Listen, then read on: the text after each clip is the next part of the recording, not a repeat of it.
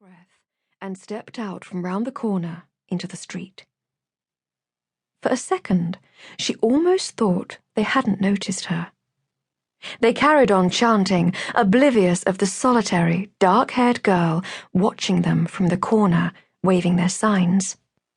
Many of them bore the winged door logo of the Gospel Campaign Group and the rather unimaginative slogan, "Stop Corrupting Our Children." Like Rose, they all had green eyes, some ringed with an unhealthy, bleached-looking white, the unmistakable sign of test failures, the leached, whose gifts had been forcibly removed. Minimal danger, then. Rose took a tentative step toward them. The reedy-voiced man, who was standing on a makeshift podium yelling his chant, turned to the part of the crowd that he had not been facing and saw her. His voice trailed off. Everyone else followed his eyes. Within 10 seconds, Rose had the attention of what she was quite prepared to believe was the entirety of the gospel. She sighed. "Hello, Mr. Greenlow," she said. "Would you at all mind letting me through?" Stephen Greenlow jumped off his podium and started walking toward her, hands outstretched. Rose stood her ground. Rosalind, he said, in what sounded for all the world like a friendly tone of voice. "How are you? How's your schoolwork going?" "I have a few days off before my test, sir." "Oh, call me Stephen, please," he said warmly. He reached out to shake her hand, but she snatched hers back quickly. His eyes narrowed. "Let me through, please, sir," she said quietly. He ignored her and turned to the crowd. "This, my friends, is no less than David Elmsworth's daughter."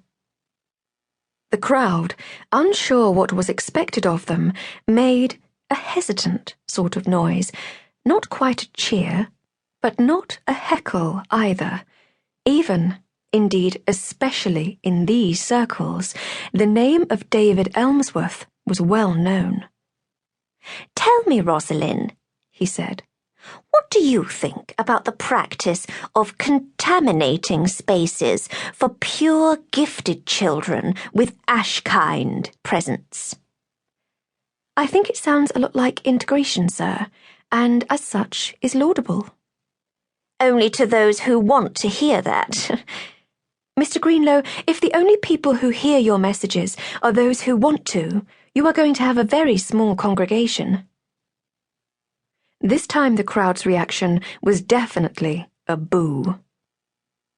Stephen Greenlow's smile remained fixed, but a little of the warmth had vanished from it now. "Join us, Rosalind." "No." "You're gifted. You would have fought the Ashkind during the war." "And that would have been a good thing, yes? Me fighting non-magicals, one-on-one, that would have been fair." His face darkened.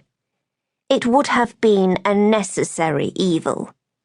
"But evil nonetheless, and then in this hypothesis, I would presumably have accepted the great truce when it came, as your bunch of ragtag extremists has never done." His eyes narrowed. "You would have your future children attend school with Ashkind." "Indeed, as you did yours. I've met your eldest, and he doesn't seem to have been damaged from it.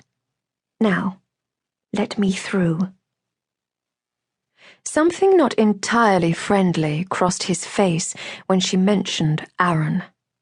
Seeing it, she tried to move forward, but at his signal, the rest of the gospel moved to block her. "Let her through, Stephen." They turned as one to see a man standing in the doorway of the department. Rose sighed in relief. He was wearing plain clothes, but his regulation shotgun hung on his belt. The gospel eyed